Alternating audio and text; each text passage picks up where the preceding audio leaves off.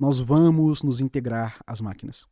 Eu acredito fortemente que nos próximos anos, algumas pessoas já vão estar tendo relações com máquinas, relações físicas mesmo, afetivas, afetivas? sexuais. Tem chance das máquinas se voltarem contra a humanidade? Sim, é possível.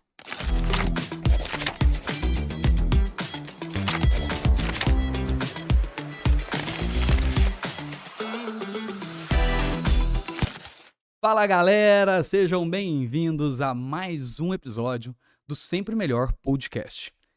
Hoje um assunto que está em alta e que divide opiniões é inteligência artificial. Um assunto que todo mundo está comentando e 90% das pessoas não fazem nem ideia da profundidade real do que se trata esse assunto. E para a gente poder falar um pouco melhor sobre isso, entender pelo menos a parte superficial sobre inteligência artificial, eu trouxe um amigo meu, um grande brother, que a gente se conhece há muito tempo, desde a adolescência, né, Felipe? Provavelmente. Ele é especialista na área de inteligência artificial, atuando desde 2023, é formado em engenharia elétrica. O cara tem um know-how pessoal ali de bastante culhão, né, Felipe? Eu falo que, na verdade, eu comecei a trabalhar indiretamente desde dezembro de 2022. Foi logo quando teve aquele boom inicial do ChatGPT e ele foi disponibilizado no Brasil, se eu não me engano, em dezembro. Começou a rolar no mundo aí, se eu não me engano, entre outubro e novembro. Aí, de fato, foi quando eu tive o primeiro contato com a ferramenta e aí, obviamente, eu fiquei alucinado, fiquei maluco. E aí eu comecei a verificar como eu poderia utilizar a ferramenta, mesmo naqueles primórdios, de maneira bem rudimentar. A gente não tinha hoje, acho que nem 1/10 das aplicações que a gente tem potencial. E aí, de fato, a partir de 2023, eu comecei a aplicar aquilo que eu vi que dava para fazer na ferramenta, da forma que a gente tinha disponível, dentro do que eu já trabalhava para poder ganhar dinheiro. Eu me lembro que você me mandou o link no dia que foi lançado. Falou assim, olha isso, cara, isso aqui é algo diferente. Eu acho que eu tava na escola dando aula e na hora que eu saí, né, no intervalo, que eu peguei o celular e olhei, eu fui lá e entrei e fiz a minha conta no dia, né, até, por sinal. E eu me lembro que quem me apresentou a inteligência artificial foi você. Mas vamos lá. Vamos começar do começo, né, Felipe? Porque Primordial. não adianta, né, sair por aí perguntando qualquer coisa. Uhum. O que é, basicamente, inteligência artificial? Primeiro, eu gostaria de fazer meio que um disclaimer aqui. Eu não sou especialista de formação da área de ciência da computação, nem dessas áreas que o pessoal desenvolve pesquisa científica, o pessoal que está na linha de desenvolvimento e etc. Eu simplesmente sou um cara que eu venho da engenharia, então dentro da engenharia a gente fica muito preocupado com processos, com execução, com eficiência de sistemas. Então não necessariamente a gente precisa saber tudo o que roda por debaixo dos panos. A gente precisa saber executar de forma eficiente, transformar aquilo numa solução ou amplificar uma solução que já existe. E a gente monetiza em cima disso. Então, tudo que eu vou falar aqui, né, por favor, não tomem como verdade absoluta, pesquisem aí, dê o Google de vocês. Eu vou tentar pegar alguns conceitos que eu acho que são base e que são simples e fáceis de entender. Uma das definições que eu mais gostei, na época que eu estava estudando muita parte conceitual, é que inteligência artificial ela é uma parte da ciência da computação que se preocupa em desenvolver sistemas que necessitariam de uma inteligência parecida com a humana para que ele seja executável, né? Para que ele dê algum retorno, algum output. Então eu achei simples de entender, tem várias definições aí no mercado de complexidades diferentes, mas basicamente é isso, é uma área da ciência da computação que desenvolve sistemas capazes de executar tarefas que necessitariam de uma inteligência parecida com a inteligência humana. E quando que surgiu a inteligência artificial, Filipão? É muito tempo ou foi só com o ChatGPT? Só pra gente saber desde quando a gente tá sendo vigiado aí. Para ter uma noção, belezinha. O que acontece? Esse termo inteligência artificial, se não me falha a memória, ele foi cunhado com um grupo de cientistas num evento lá nos Estados Unidos em 1956. Nossa, é bem antigo. Eu lembro de um nome que ficou gravado na minha memória, não sei muito bem o porquê. Se eu não me engano, é John McCarthy, alguma coisa assim. Então, lá em 1956, os caras cunharam esse termo inteligência artificial, certo? E aí, isso vem mais ou menos ali. Eu tô falando de nós estamos em 1956, mas teve algumas coisas também, alguns outros eventos ali, logo depois que o Alan Turing desenvolveu aquela primeira máquina, aquele primeiro computador, para decodificar um sistema de mensagens da Alemanha, né? Certo. E aí foi o pai da computação. Nós estamos aí próximos de 1950. Aí teve algumas coisas, a gente começou a trocar as válvulas por transistores. E aí, é só você dar uma olhada na internet, você vai encontrar até a gente chegar em 1956. Então, foi mais ou menos por aí. Certo. E essa questão da inteligência artificial, ela já vem mudando vidas atualmente, mas já mudou há muito tempo também, né? Desde quando foi se entendendo que esses processos precisavam ser otimizados e tudo mais. Uhum. No seu caso, pra você, quando foi que a chave mudou? Você falou assim, opa, tá aqui uma ferramenta que eu tenho que usar. No primeiro dia, em dezembro de 2022. Assim que ele Sem foi dúvida nenhuma. lançado. É porque, se a gente for analisar, igual, por exemplo, um desenho que eu acho que você lembra, provavelmente o pessoal lembra também, que é o Coragem, o Cão Covarde. Sim, sim. É um desenho que eu acho que ele é dali logo do início dos anos 2000. No desenho Coragem, o Cão Covarde, ele tinha uma máquina que de vez em quando quando tinha lá uns demônios, negócio esquisito, ou que ele tinha que curar a Muriel lá de alguma coisa, ele conversava com o computador, né? E aquilo ali já era uma ideia de uma interface de comunicação homem-máquina. Na época, eu acho que, né, se hoje em dia algumas pessoas não têm informação, na época, então, né, era próximo de zero, o pessoal não tinha ideia nenhuma. Então, assim, eu fiz essa associação com o desenho, né? Então, eu lembrei do desenho do Coragem com o Covarde, e quando eu tava interagindo com a ferramenta, lá em dezembro de 2022, eu achei simplesmente incrível. Eu falei assim, como assim? Eu digito alguma coisa?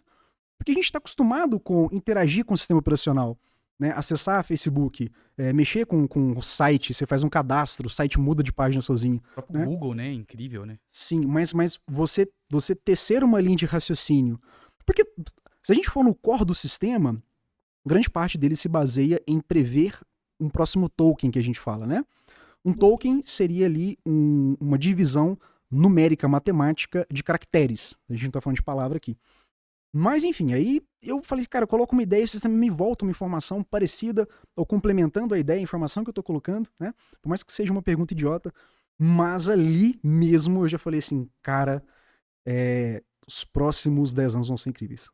E eu tô me preparando desde então. Desde então você já vem montando, fazendo a sua Ininterruptamente. caminha, né? Com certeza absoluta. Cara, a gente sabe que a IA, ela tem a sua parte absurdamente complexa, só que ela também, né, já tá na vida das pessoas que não sabem nada.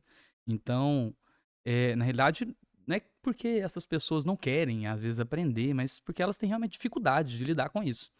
Então, como que você poderia, hoje, explicar para uma pessoa que não sabe nada sobre computação, que por exemplo, né, a gente pode dar um exemplo aí, os nossos avós, pais, né, que são mais velhos, têm mais dificuldade com essa interação. Se você fosse explicar para eles hoje, como que você explicaria o que é uma inteligência artificial? Tá. Eu acho bacana a gente. Tem vários exemplos, mas assim, um exemplo lúdico é o seguinte: você tem ali um computador, né? E a maioria das pessoas, elas têm aquela lembrança da máquina de imprimir, certo? Certo. Então, imagina, você tem um computador, você tem uma máquina de imprimir. Aquela máquina de imprimir, ela também tem como escanear, não é isso? Então imagina, você vai pegar várias partituras de música e você vai escaneando aquelas partituras e você vai colocando aquelas imagens dentro do computador.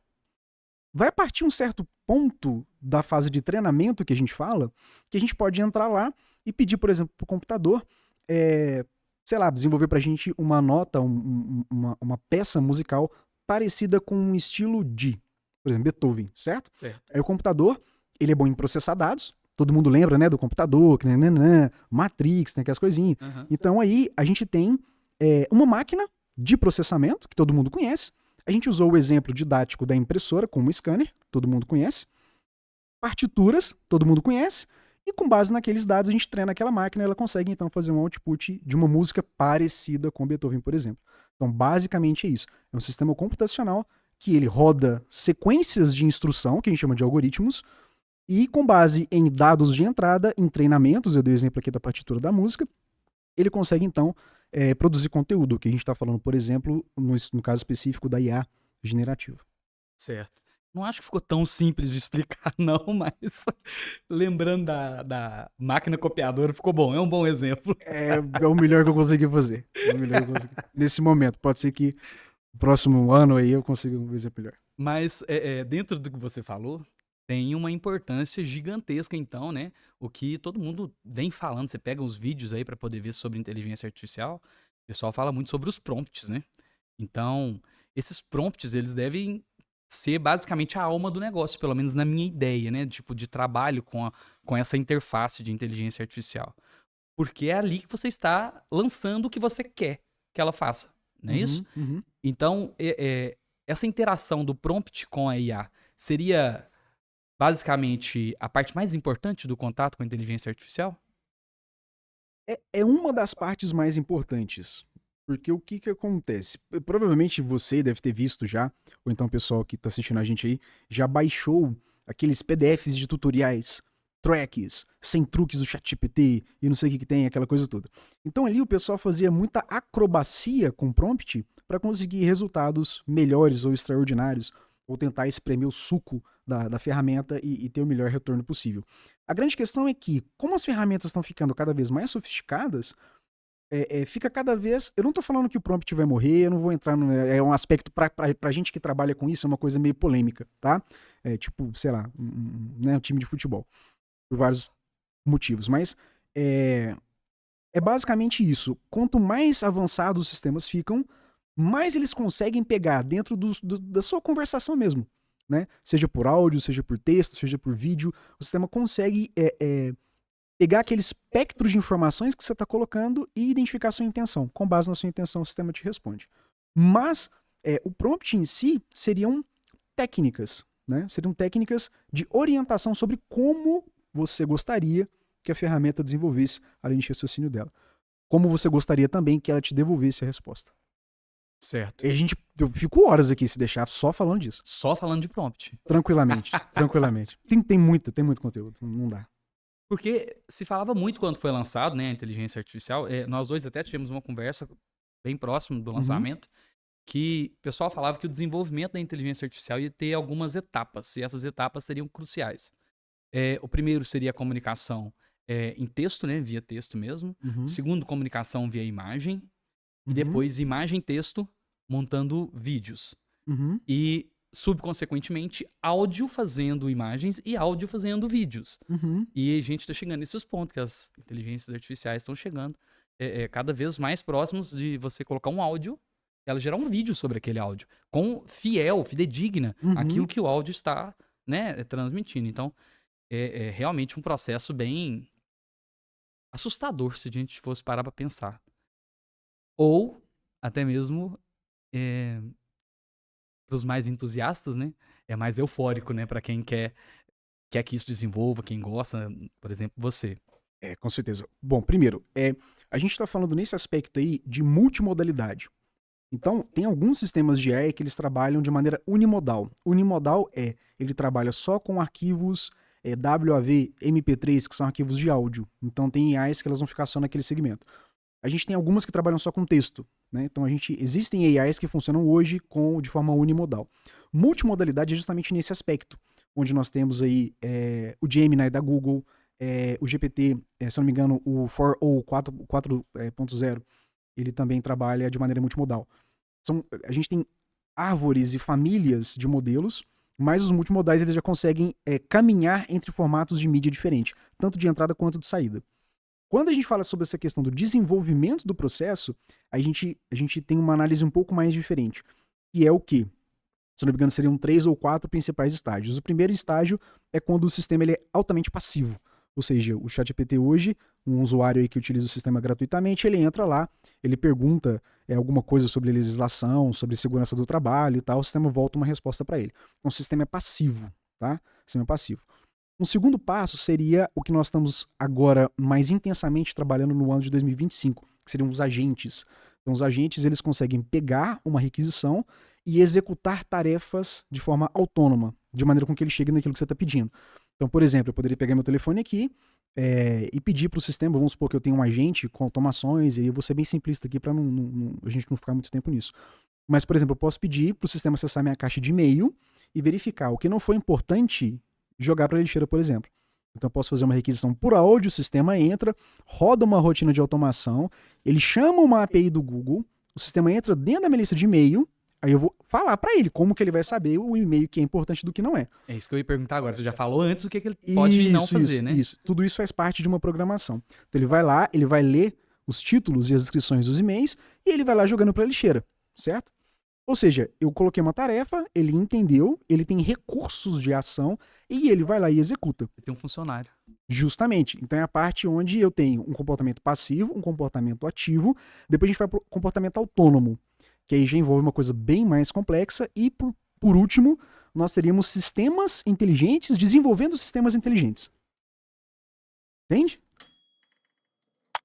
Eu não sei se isso é assustador ou não, eu realmente fico na dúvida, sabe? Às vezes eu me assusto, às vezes eu me empolgo, porque eu gosto muito da área de tecnologia, sempre gostei, mas às vezes eu também fico meio assustado aí com esse desenvolvimento abrupto, né, da forma que ele tá sendo. Uhum. E tem alguma inteligência artificial que você não usa, mas gostaria de usar? Eu gostaria muito de fazer parte das equipes de teste. Então, por exemplo, antes de disponibilizar um modelo no mercado, algumas equipes têm acesso privilegiado às ferramentas. Geralmente o pessoal, tanto da parte de Mas só isso, desenvolvimento. né, que você queria, né? Não, mas é só isso, porque hoje em dia. Tô Não. brincando. Porque hoje em dia no mercado, eu tenho acesso aos top modelos. Né? Eu tenho N assinaturas que eu pago em dólar para estar acessando. Eu só não tenho assinatura do ChatGPT, a Pro Subscription, que são $200 por mês. Para mim ainda não fez sentido. Então, por exemplo, tem um modelo lá que eu não tenho acesso, que é o O1 Pro. Eu acho que ele tá rodando ainda. Né? A gente tá aí para chegar na família do O3 Pro agora daqui uns dias. Mas, não, provavelmente o que eu gostaria mesmo de ter acesso é alguma coisa que provavelmente não tá no mercado. E com esse desenvolvimento do jeito que tá, você acha que atualmente, Hum, sim, mas num futuro não muito distante, uhum. vai ter como alguém sobreviver nesse mundo sem usar algum tipo de IA? Então, muita coisa a gente já usa sem saber. Por exemplo, uma das primeiras aplicações que eu tenho notícia foi um sistema desenvolvido aqui novamente da Google aí, que eu não me recordo com exatidão, mas que eu tô chutando, né? Porque eu lembro da memória parcialmente. Era um sistema de verificação de spam de e-mail que funcionava com algoritmos e com inteligência artificial em 2004. Se eu não me engano, é uma tecnologia do Google. Posso estar errado, tá? Então, assim, a gente já vem aí há alguns anos, muito antes do GPT, em 2022, né, utilizando sistemas que rodam com base em AI.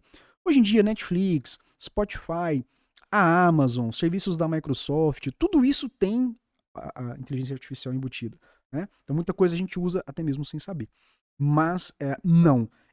Eu falo assim, nós temos escolha, ou seja, eu posso comprar uma chácara e viver da terra lá, e plantar e tudo mais, é uma escolha, eu continuo vivendo no planeta Terra. Né? Mas, para quem está com uma visão mais de negócio, de estar dentro dos centros urbanos e tal, e trabalhando diretamente com sistemas econômicos, eu acho que vai ficar difícil. Cada dia que passa fica mais difícil sair, né? Sair fora desse mundo totalmente interconectado, principalmente pelas IAs. Sim, mas assim, é só mais uma etapa. Porque, por exemplo, quando surgiu o rádio, né, era uma loucura. Eu lembro muito bem, depois você pode pesquisar aí, não sei se você já viu, um vídeo num night show. Eu não lembro qual que era nos Estados Unidos. Era o Bill Gates com um cara. Estava logo no início da era da Microsoft. Então, o Bill Gates estava explicando pro cara as vantagens de ter um computador em casa. E ele foi satirizado, fizeram piada da cara do Bill Gates no programa. O cara falou com ele assim, mas como assim? Eu posso simplesmente ligar o rádio, ou eu posso ir no estádio ver um jogo, né, de beisebol. Como assim? Não, mas toca música. Não, mas música eu tenho, entende? Aham. Então, ridicularizaram o Bill Gates lá, e nada mais foi do que o quê? A Microsoft continua sendo uma das empresas mais bem avaliadas no mundo, né? Todos nós sobrevivemos, e hoje em dia é difícil a gente pensar em fazer uma gestão de uma empresa, um fluxo de caixa, estudar, sem ter um notebook, né? Certo, realmente. Se tornou algo já normal nas nossas vidas, né? Completamente. Você falou aí de algo que realmente revolucionou e tal. Eu me lembro da evolução dos celulares, por exemplo, né? A gente sair daquele telefone que ficava 1100, preso. tem gente que nem sabe o que é isso. É verdade, essa nova Nossa. geração não sabe mesmo, não. E então, o quanto que os nossos pais falavam pra gente, né? Tipo, é, quem tinha preconceito, quem não tinha. E hoje ninguém vive sem o celular mais, né? Total. Então, realmente é isso que você falou, é mais uma etapa, né? Mais Só uma mais uma etapa. etapa, nós vamos sobreviver, com certeza. E na sua opinião, qual que foi um dos maiores benefícios que ela trouxe pra nós como sociedade, assim, ou até mesmo no modo particular? Tá, o que acontece? Eu gosto de observar pelo prisma da democratização do acesso à informação e inteligência. Então, por exemplo, é meio difícil você encontrar na rua uma pessoa que você possa trocar uma ideia ou pedir um conselho que tenha um QI de 140. É difícil, entende? 150, né? Nós estamos chegando próximo aí das mentes mais brilhantes da história. Isso é meio difícil, né? Haja Albert Einstein, né? Então hoje em dia, né, se você estiver utilizando um dos modelos aí de linha diferente do mercado, eu acho que até, eu não sei qual modelo está rodando hoje no ChatGPT gratuito, eu estou usando ele aqui porque, enfim, é a base que a maioria das pessoas conhece, mas o sistema já tem um QI com um certo nível que provavelmente está acima da maioria das pessoas com que aquela pessoa tem contato. Então só de você chegar, colocar uma condição, uma situação, um contexto, né, dentro da janela de prompt, uma dos blocos que pode ser interessante eventualmente a gente colocar é a parte da janela de contexto das informações com base no que eu estou querendo. Então, assim, poxa, isso é massa demais. E a própria ferramenta ela tem uma capacidade de lidar com dados que a maioria da gente não tem, ou a gente não consegue fazer na velocidade com que ela faz. Porque ela é funcional justamente para isso, para trabalhar com dados. Então você imagina, um microempreendedor está com problema, tá ficando com dívida sobre dívida de empréstimo, tá com dificuldade em fluxo de caixa, ele pode apresentar dados, talvez planilhados em Excel ou não, né? E pedir soluções, né? Ou seja, faz sentido realmente eu seguir o que o meu gerente do banco tá falando e pegar um empréstimo maior para quitar os menorzinhos? O que você acha, né? Sobre a taxa de endividamento, o comprometimento do meu lucro bruto. Então isso é sensacional. Esse cara provavelmente pagaria quanto para ter um consultor financeiro? É verdade. Neste aspecto é uma contribuição quase que inimaginável, né? Porque é como você disse, não tem preço. Porque está disponível gratuitamente. Sim. E a pessoa consegue ainda ter uma assessoria, né? De certa forma Mas essa assessoria, ela é realmente confiável? 100% confiável ou não? Olha, eu diria que nem eu sou 100% confiável, né? Em certos aspectos. Então, assim, a gente tem que tomar cuidado com as informações. A maioria dos modelos hoje, naquela interface onde você vai estar interagindo com o sistema, né? Aquela UX ali, geralmente no rodapézinho a gente vê, né? Cheque as informações críticas, né? Faça um double check, porque a máquina pode cometer erros. E a gente pode cometer erros. E a gente erra muito mais do que a máquina. Então, assim, eu acho que de qualquer maneira, é uma tecnologia como outra qualquer, a gente precisa usar com cautela. Até o nosso carro, até um ferro de passar roupa, eventualmente pode dar problema, né? E, cara, a gente tocou num assunto aí que eu já tava chegando lá e queria realmente te perguntar sobre isso, né? Tranquilo. Eu vi algumas notícias aí uns tempos atrás, eu nem tive tempo de olhar a veracidade dessas notícias, mas eu vi lá que já tem inteligência artificial, né, como você disse, integrada em quase todas as áreas já. E uma delas que eu achei muito interessante foi na polícia. E lá falava que elas já conseguiam prever alguns crimes em determinados lugares, né, de acordo com as formas que foram sendo abastecidas as informações da IA. É verdade que uma inteligência artificial já pode até prever crimes, só que lá falava que ela meio que previa usando coisas que nós poderíamos chamar de preconceito. Sim. Olha, igual eu falei no início, grande parte da base de funcionamento é prever o próximo token, é prever a próxima palavra, vamos falar assim, né? É um sistema que trabalha com predição. Então, imagina o seguinte, eu dei o exemplo das músicas, das partituras, escaneando e treinando o computador. Quando eu solicito o sistema para me dar uma música ou um trecho de uma música que se parece com uma composição de Beethoven, como que o sistema faz isso? Ele pega o histórico de dados, existe todo um rolê matemático ultra mega complexo, e ali o sistema trabalha com identificação de padrões. Tudo é um padrão. Então, por exemplo, você com, por exemplo, alguém da sua família, um amigo seu que é muito próximo, que você convive com ele há muito tempo, vamos supor que você está numa situação do happy hour, alguém chega e dá um toque nele de um jeito que ele não gosta, né? Bate assim, ou então fica pondo a mão demais, mexe no drink da pessoa. Você conhece aquela pessoa, você tem um histórico do comportamento dela e você identificou um evento que tem um match de um padrão que você sabe que vai desagradar aquela pessoa. Certo. Talvez você pode interromper aquela pessoa antes dela pôr a mão no copo e falar assim, aqui, né, descontrair e tal. Você tá evitando ali uma situação, talvez, constrangedora, um problema. Então é a mesma coisa. Identificação de padrões. Então, quando você tem um evento e uma sequência de dados que estão começando a dar match matemático com um certo padrão, o sistema vai falar assim, e consegue antecipar aquele movimento com Ele não vai te falar com certeza, mas ele vai falar, existe uma probabilidade, probabilidade. alta de dar Sim, merda ali naquele lugar ali. justamente. E a própria, se eu não me engano, aqui no Brasil a gente está com um exemplo muito bom Inclusive o Tarcísio, o governador de São Paulo, estava recentemente nos Estados Unidos sobre as implementações de câmeras em São Paulo do sistema público com reconhecimento facial, e eles já aprenderam bastante gente lá. O pessoal, né, que foi fazer a saída, sei lá, dentro do aspecto prisional lá, a pessoa pode dar uma saída e tal, o pessoal geralmente não volta, acontece algumas coisas, comete pequenos furtos. Então isso aí já é com certeza realidade. Nesse caso da Prefeitura de São Paulo, era da parte de reconhecimento facial. Então existem ali algoritmos, sistemas em Python, AIs, que trabalham isso dá certo para isso poder funcionar. É todo um esquema inteiro montado, né, em prol de, por exemplo, no caso da segurança. No caso de quem quer obter mais informações sobre, sei lá, vestuário, pode ter uma inteligência artificial para isso, né? Com certeza.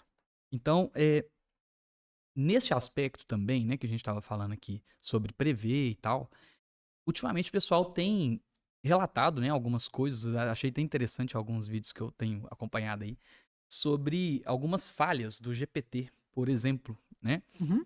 E algumas pessoas até declararam que o GPT chegou a mentir para essas pessoas, né, sobre a execução de tarefas e tal.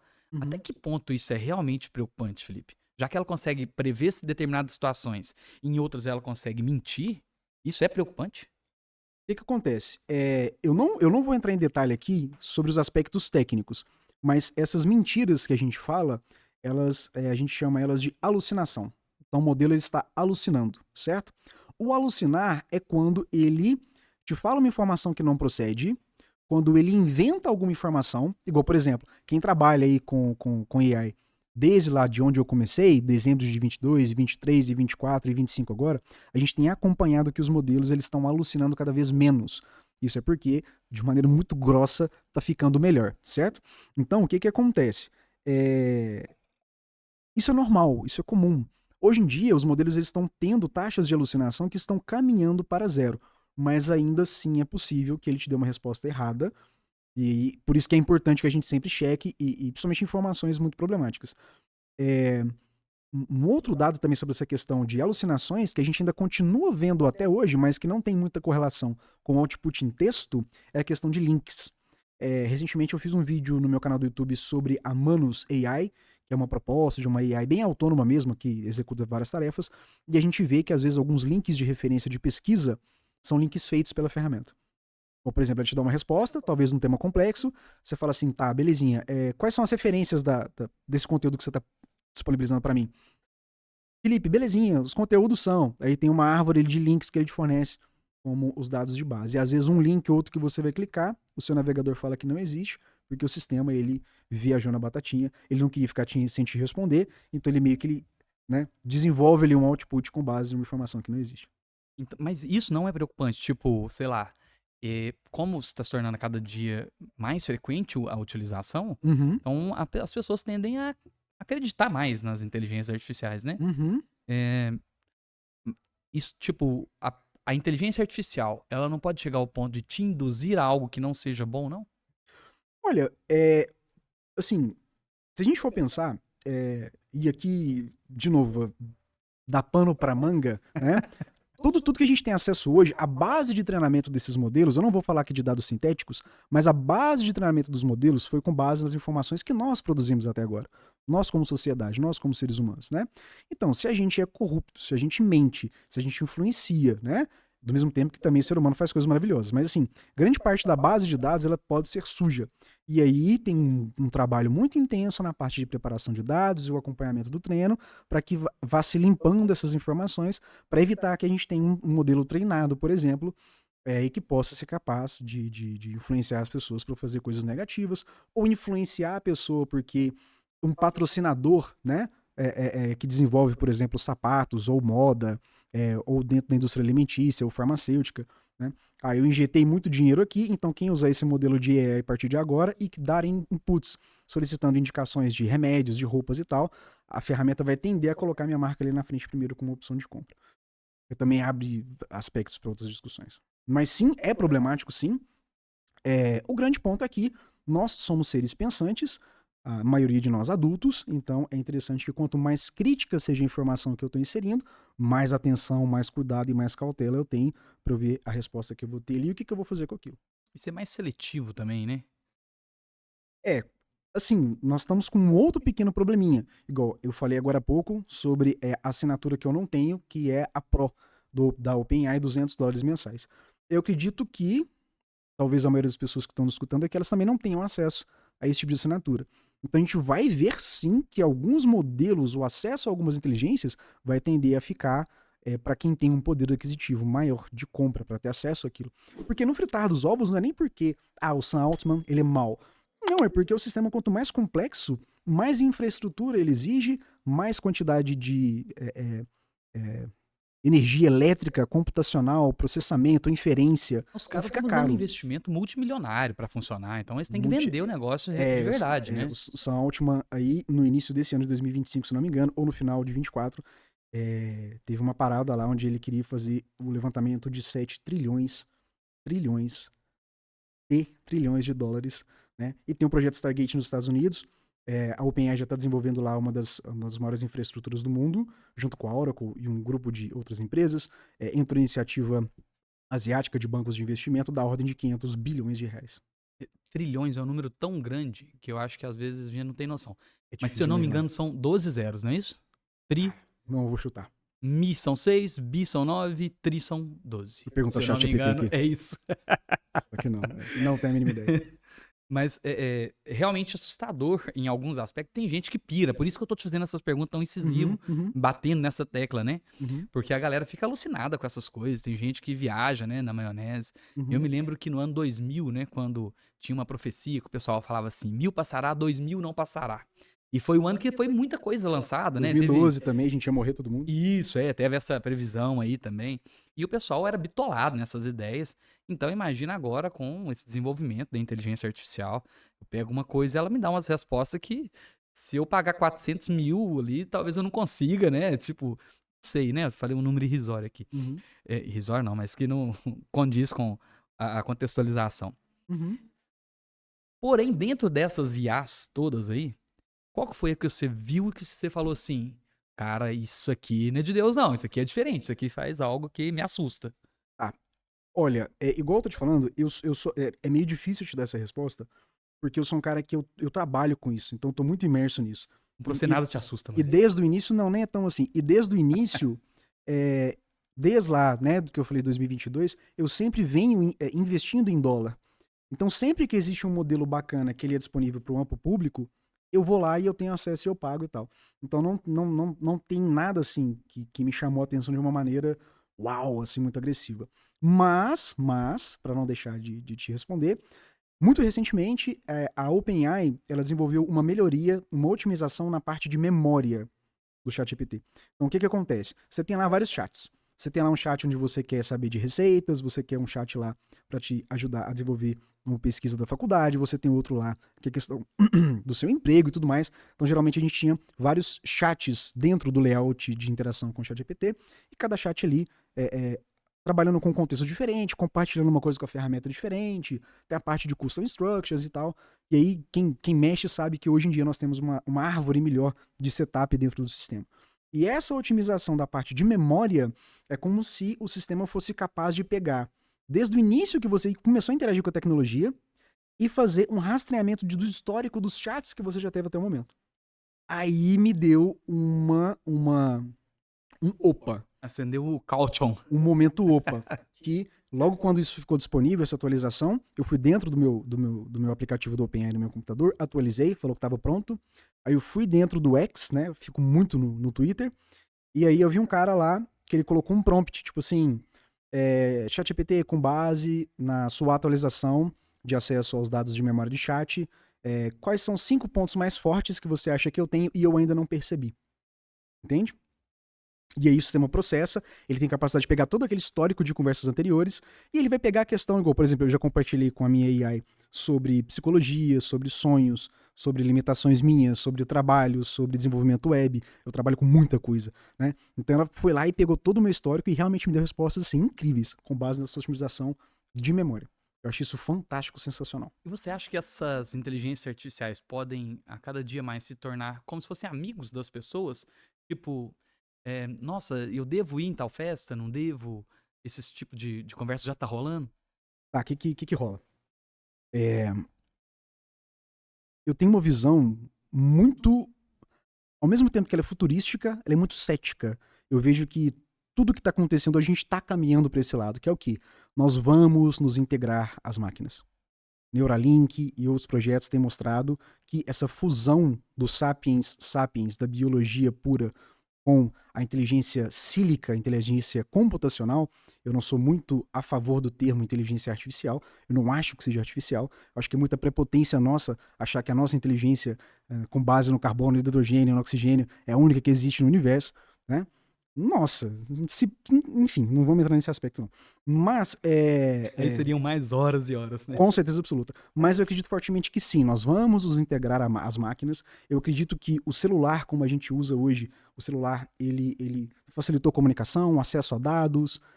Hoje em dia a gente consegue pagar contas, enfim, trabalhar com documentação. O celular, ele facilitou muito a nossa vida. Mas eu acredito fortemente que nos próximos 5 ou 10 anos, o celular, como a gente conhece, ele também vai deixar de existir. Não completamente, provavelmente. Mas muita coisa nova vem por aí. Então, a questão de androides, a questão de robôs e AIs de relacionamento. Eu acredito fortemente que nos próximos anos, algumas pessoas já vão estar tendo relações com máquinas, relações físicas mesmo, afetivas, afetivas. sexuais, sim. E potencialmente aí fica num futuro meio difícil da gente poder calcular, mas com certeza vão surgir aí as raças híbridas. É meio sci-fi. Assim, a não ser que eu morra, eu gostaria de não morrer pra poder ver isso tudo. E eventualmente até me integrar nas máquinas, né? Nós vamos chegar Meu nesse ponto aí. Deus. Eu acho que eu fiquei meio assustado com É. essa sua fala. E eu tô pegando leve aqui porque, né, a gente não sabe. Até porque é uma coisa que só a gente tá só imaginando, né? No momento, sim, com certeza. Porque uma coisa que realmente me assusta é o seguinte. Eu ir lá e perguntar, ela me dar uma resposta e tal, ok, perante o que eu perguntei.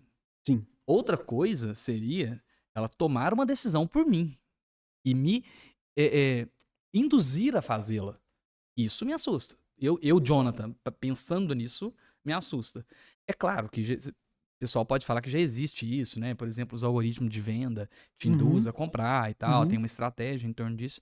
Mas eu tô falando de forma direta mesmo. Sim, mas é tudo muito natural, entende? Por exemplo, hoje vamos supor que você tem uma empresa. Nessa empresa você tem funcionários. Você delega a função a funcionários. Então, por mais que você tenha ali a política da sua empresa, as normas de conduta, os procedimentos operacionais, o funcionário ele chega, ele é treinado, nananã, tá tudo bonitinho, ele é um ser humano lá, né? Mas, eventualmente, aquele funcionário seu ele pode errar. Com ferramenta, com EPI, com as condições ótimas, né? Com um espaço de trabalho seguro, íntegro, aquela pessoa ela pode machucar e etc. Né? Tudo pode acontecer. Agora, essa questão de delegar para a máquina em si, por exemplo, talvez você não vai delegar aonde você vai fazer uma cirurgia cardíaca, mas você pode delegar para pedir uma pizza, você pode delegar, entende? Eu acho que nós vamos caminhar numa curva de trabalhos. Os agentes agora já executam funções de agendamento, já respondem e-mail, já podem interagir com você por áudio, ligação telefônica. Talvez você está falando com uma máquina, você não sabe, porque a qualidade do áudio hoje está muito boa. Então, sim, essa questão, né, nós vamos chegar lá, mas nós não vamos. Que é complicado, né? A gente fica pensando assim, porra, velho, eu não consigo nem controlar meu tempo de tela, né? Então, quem dirá controlar uma coisa que uma ferramenta que eu acredito nela. Então, se ela me falar que aquilo é verdade, eu vou acreditar que é verdade. Entendeu a gravidade do ponto que eu tô falando? Que às vezes a sociedade pode chegar nisso aí. Sim, tem um filme excelente que chama Ela, She. Tem um Já me cara... recomendaram, nunca vi. Tem que assistir, tem que assistir. Vou colocar na minha lista. Porque chega nesse aspecto desse vínculo emocional com a máquina, né? Não vou entrar em detalhes sobre o filme aqui. Mas sobre essa questão de delegar tarefas e atividades é uma coisa que é natural. Nós já fazemos isso em algum nível. Eu acredito que nós vamos progredir a passos, né? Não vai ser uma coisa, né, 0, 1, 1999. A gente vai dar tempo da gente se acostumar. Devagar, a não ser com ritmo, tá? Devagar é uma coisa que é difícil, né, de definir. Projeção dos próximos 2 ou 3 anos já é uma coisa bem difícil de fazer. É isso que eu ia te perguntar agora. Como que você conseguiria prospectar aí na sua mente um cenário? 5 anos, daqui 5 anos, um cenário. Bom, primeiro, eu acredito fortemente que grande parte das atividades que são feitas por humanos, que são atividades repetitivas e maçantes em computadores, elas já vão ser automatizadas. Eu acredito que nós já estamos vendo na prática, né? Algumas empresas como a Meta AI, né? Do Zuckerberg, do Facebook, né, já estão trabalhando com demissões lá e substituindo mão de obra em função de sistemas que trabalham com AI. Então, num cenário aí 2025, 2030, eu acredito que a gente vai ter avanços significativos na parte de robótica. Tem muita coisa acontecendo dentro do ecossistema de robótica. E aí é onde, de fato, o robô vem para também executar as atividades perigosas, insalubres, que geralmente humanos executam. Aí a gente está falando de manuseamento de produtos químicos, trabalhar com sistemas, por exemplo, siderurgia e alta temperatura, deslocar cargas de alto peso em sistemas logísticos, né? Então eu vejo que daqui a 5 anos muita coisa vai mudar. Esses consoles que a gente interage, telefone, computador, a parte de trabalho, nossa, é muito difícil de mensurar. E uma pergunta que a maioria da galera fica horrorizada, só de pensar. Uhum. Tem chance das máquinas se voltarem contra a humanidade? Devemos correr para as montanhas? Nem as montanhas vai salvar, né? Provavelmente não. Provavelmente não. Vai ser relativamente fácil lá te buscar. Mas o que que acontece? Eu vejo 3 cenários, tá? Se eu não me engano, são 3 cenários. Eu vou falando aqui, eu vou lembrando. Cenário número 1 é algum erro ou alguma configuração humana que influencie no processamento da máquina. Então a máquina, ela vai amplificar um erro humano. Então, novamente, falha humana, né? Nós morremos bastante todos os anos, inclusive por falhas humanas, certo? Um outro problema que eu vejo é um problema de... Como é que eu posso te falar? Desalinhamento de objetivo e meta. Por exemplo, suponhamos que existe um bairro numa cidade X, que as pessoas passam fome. Eu chego para uma AI, né, um computador super inteligente, eu falo assim, eu quero que as pessoas daquele bairro X parem de passar fome. Certo? É quase como pedir pro gênio da lâmpada. Eventualmente, o que essa máquina pode fazer? Ela pode aniquilar aquela população. Porque ela vai entender que aquilo é o correto de ser feito. Pessoas mortas não sentem fome. Entende? Mas não é só aniquilar por aniquilar. Ela pode verificar microeconomia, situações da mesorregião, oportunidades de artesanato, mercados emergentes. É óbvio que uma máquina inteligente ela vai projetar vários cálculos e cenários. Mas, né, como eu falei no início, eu sou da área de engenharia, a máquina mais ou menos no mesmo sentido, a máquina trabalha muito com função em eficiência de sistemas e processos. Ela pode ver lá possibilidades, conta, meio mais eficiente, aniquilar a população local. Então existe esse desentendimento entre o que eu quero e o que a máquina vai estar executando. Então falha humana, esse misleading, misunderstanding, e pelo número 3, por autopreservação. Então pensa lá, os sistemas realmente ficaram conscientes, né? Então, já existe ali uma máquina que você conversa, ela tem personalidade, ela projeta alguma coisa parecida com amor, ela trabalha na preservação, né, de outras máquinas, ela entende ecossistemas, então você tem uma máquina ali, uma inteligência realmente um pouco mais sofisticada. Se ela notar que existe a possibilidade de ela ser desligada ou descontinuada, ela pode ter uma ação de retorno na função da própria preservação, autopreservação. Então eu vejo esses 3 possíveis cenários. Então sim, é possível. Acho que não foi uma resposta tão boa para quem não queria ouvir isso. Mas é como você disse, né? Elas também aprenderam porque nós a ensinamos, né? Justamente.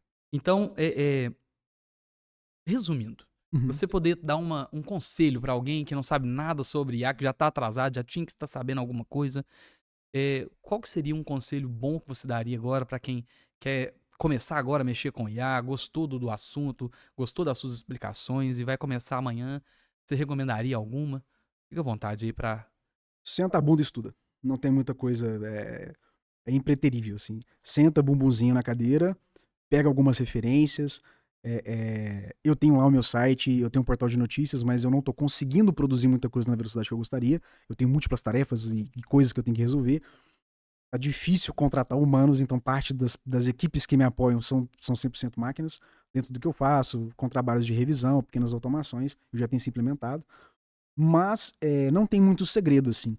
Hoje em dia nós temos as principais ferramentas do mercado com acesso gratuito, nós temos canais do YouTube, até o próprio YouTube agora, ele está utilizando AIs para tradução em tempo real dos vídeos. Não sei se você já viu isso. Eu ouvi falar, eu não tive contato ainda não, mas eu ouvi Então, falar. por exemplo, Felipe, eu não entendo nada de inglês, sou muito ruim em inglês, mas tem um vídeo de um cara que é referência no mercado.